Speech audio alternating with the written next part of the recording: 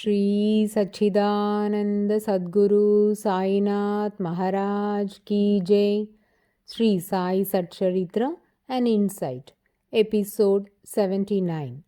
My humble prostrations at the lotus feet of our Sadguru Sai.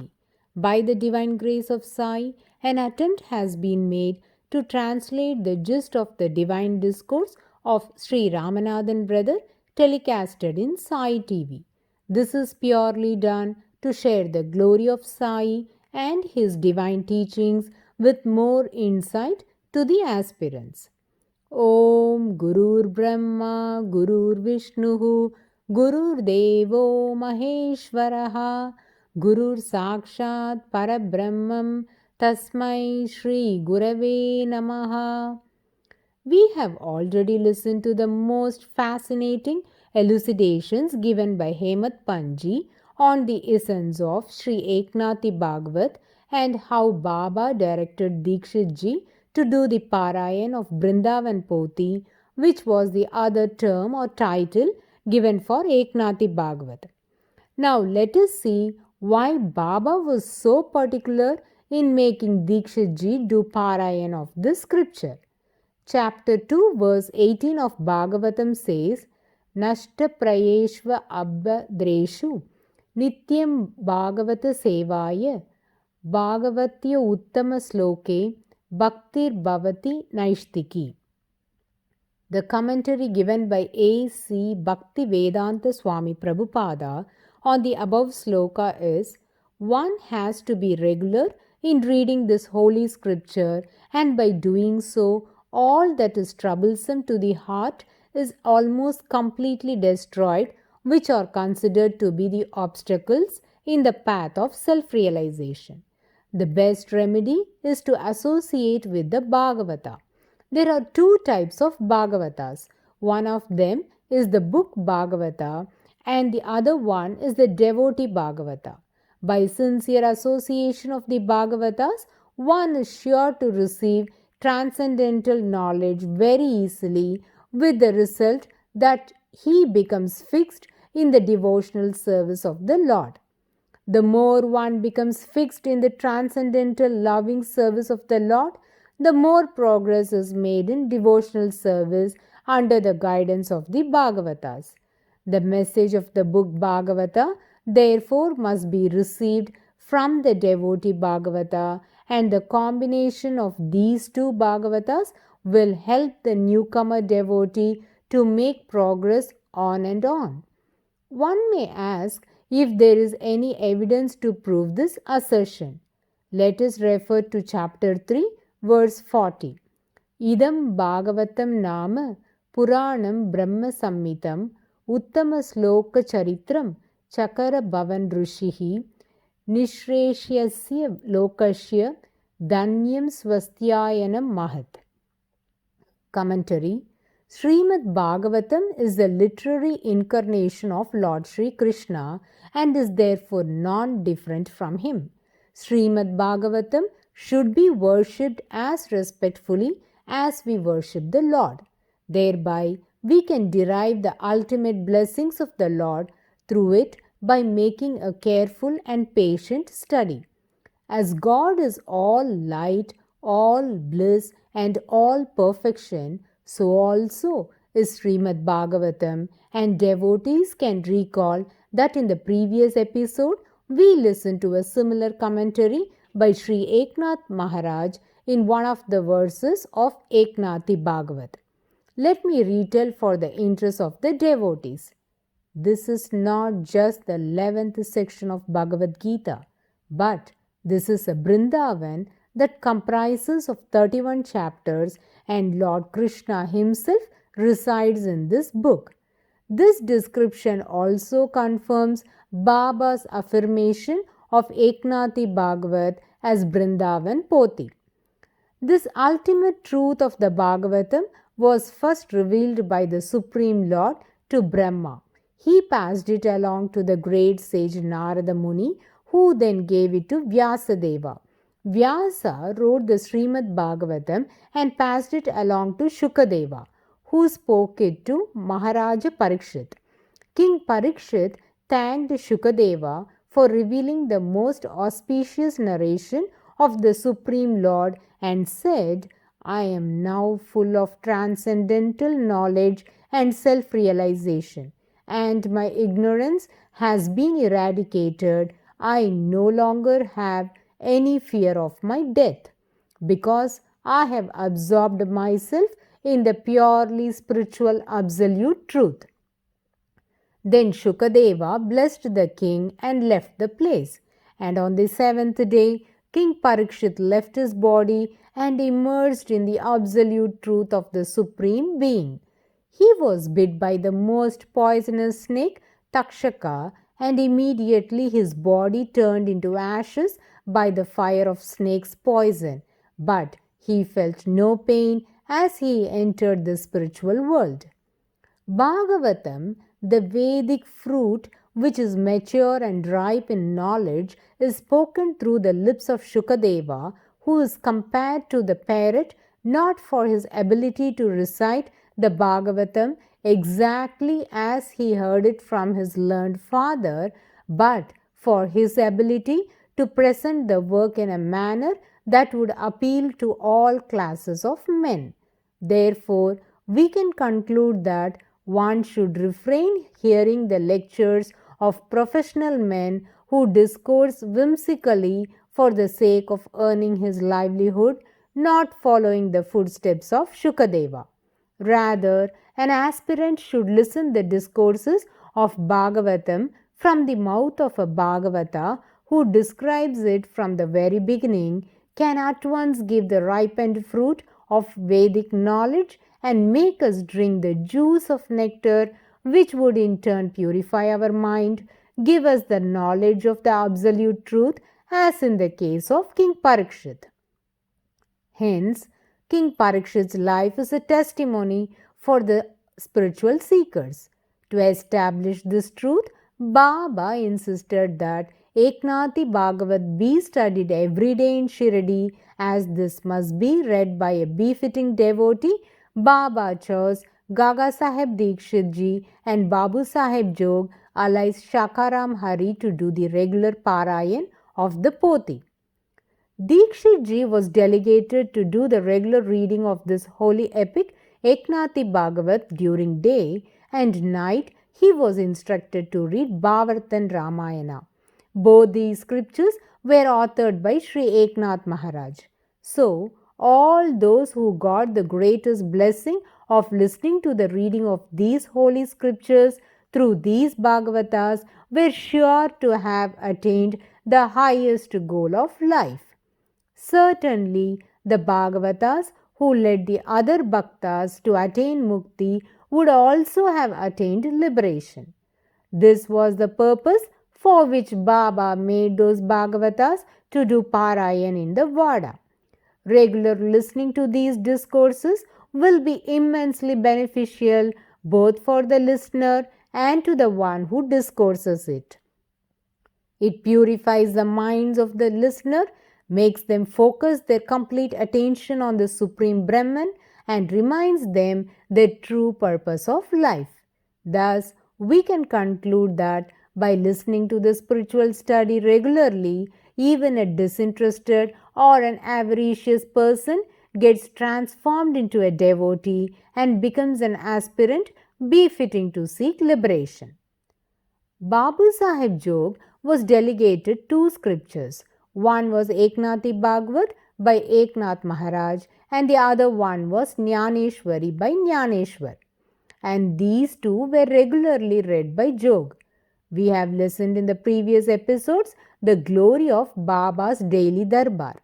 Baba would talk to the simple devoted souls on various subjects every day, and suddenly would disperse the crowd and send them to Vada to listen to Eknathi Bhagavat read by Dikshit Ji, or to Jog to heed to Jnaneshwari or Eknathi Bhagavat.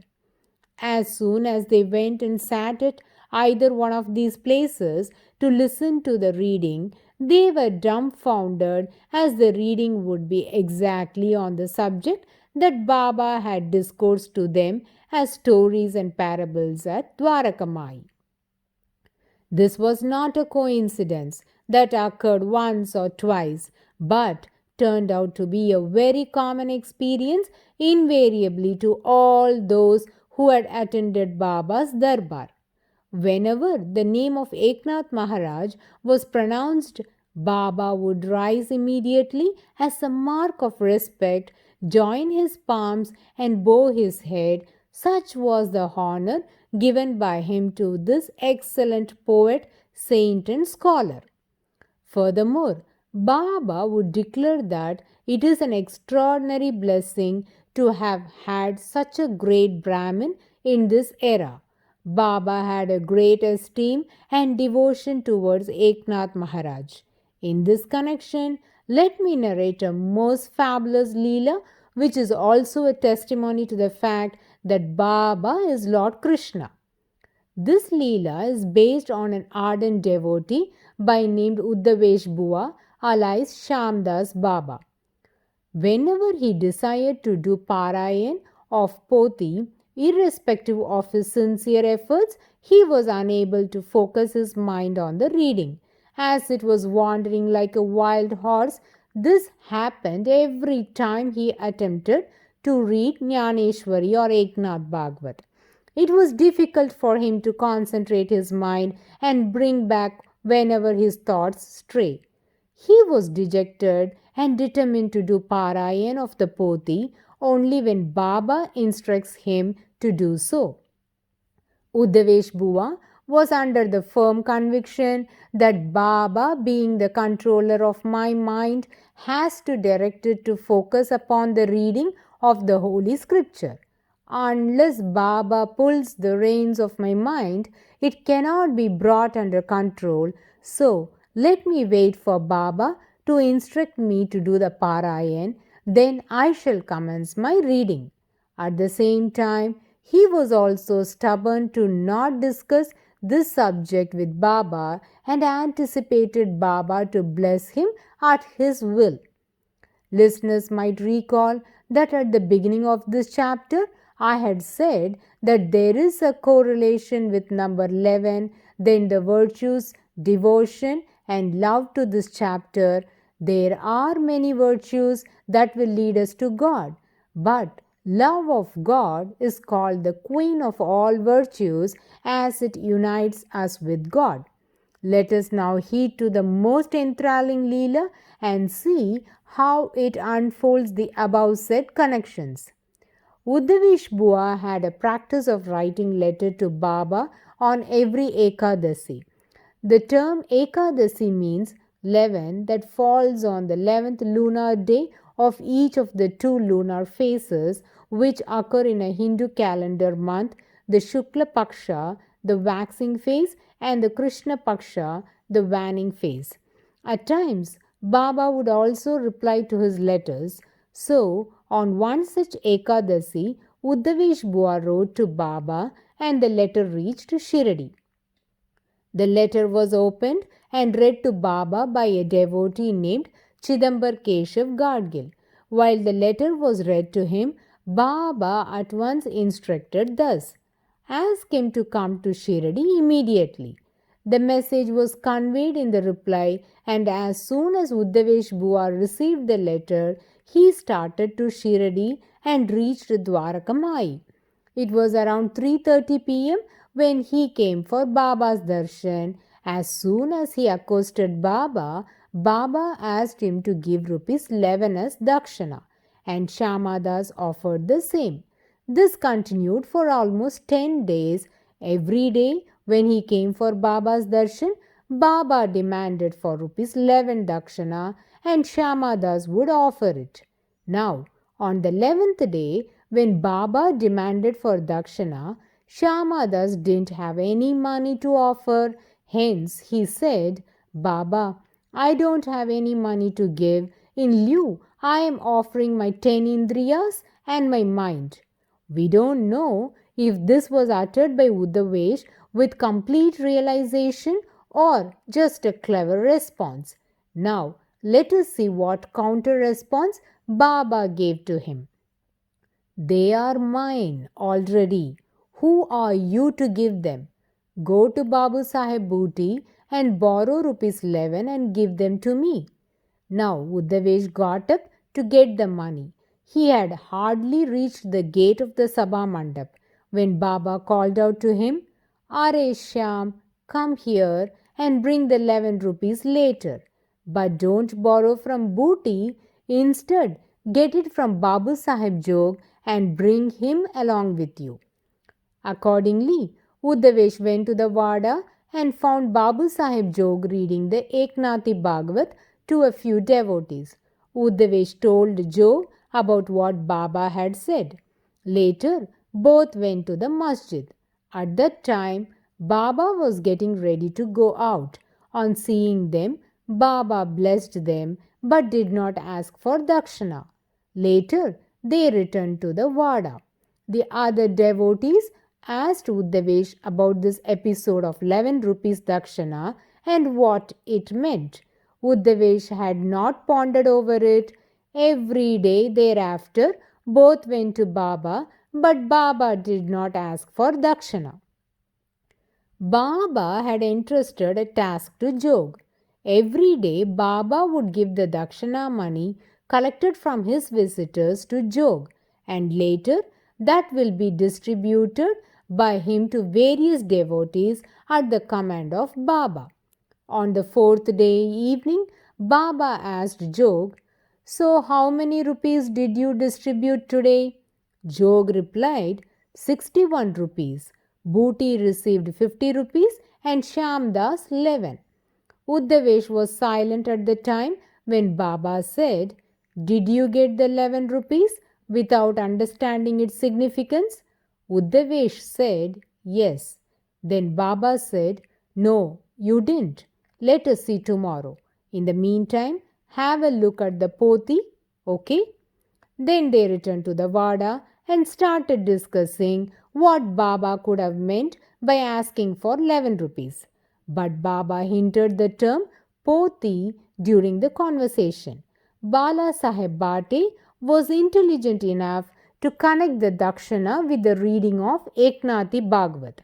He said, Baba is insisting you to grasp the essence of Eknathi Bhagavat from Jog's reading, and this is what Baba meant by collecting 11 rupees dakshana from Jog.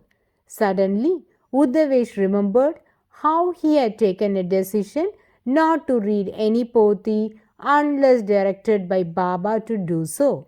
Now, Uddavesh connected the dots and he understood what Baba meant by 11 rupees dakshana. The next day, Uddavesh Bua went to Dwarakamai at 3:30 p.m. and did Charan Sheva. At that time, Baba said, You received the 11 rupees, didn't you, Sham? To which Uddavesh replied, If the 11 rupees is regarding the reading of the poti, then yes. Shyamdas wanted to know if he must read the poti. If yes, which one to read, Eknathi Bhagavat or Jnaneshwari, because both the texts are read by Jog. He decided to clarify his doubt with Baba, to which Baba replied, The one which contains dialogue between you and me. Uddavesh did not understand what Baba meant. Then Baba told him, Are Shyamdas, go to Babu Sahib Jog and bring the poti that he is reading. He did so, and that was Eknathi Bhagavat. Baba opened the book that was upside down and randomly settled on the 11th chapter of Eknathi Bhagavat, which contained the dialogue between Sri Krishna and Uddhava was, and pointing towards it said, Read this every day of your life. Read it just as it is written and understand it for yourself. Do not explain or expound it to other people. Only you need to know and understand it. Allah Malik will do good. When Baba said earlier, read the book which contains dialogue between you and me, he had no point out to Uddavesh that the dialogue between Sri Krishna and Uddhava was in Eknath Bhagavat and not Jnaneshwari. Uddhavesh Bua did not realize that his name was also Uddhava and Baba was none other than Sri Krishna. Realizing this, he was in great ecstasy. Sai philosophers are indicating this statement of Baba as a direct testimony to the fact that Baba was an incarnation of Lord Krishna, and Hemat Panji exemplifies this in Sri Sai Satcharitra by writing, when Baba sat for listening Bhagavata, it appeared as though Sri Krishna was delivering Uddhava Gita for the welfare of his devotees. Oh, how blessed are those who had witnessed thy divine darbar. Words fall short to put those thoughts in words. Hence, let me stop here, leaving to the listener's imagination, and we shall continue to listen to more glories of Sai and the conversation that took place between Shyama and Hemat Panji in the coming episodes. Bow to Sri Sai. Peace be to all. Om Sai Ram.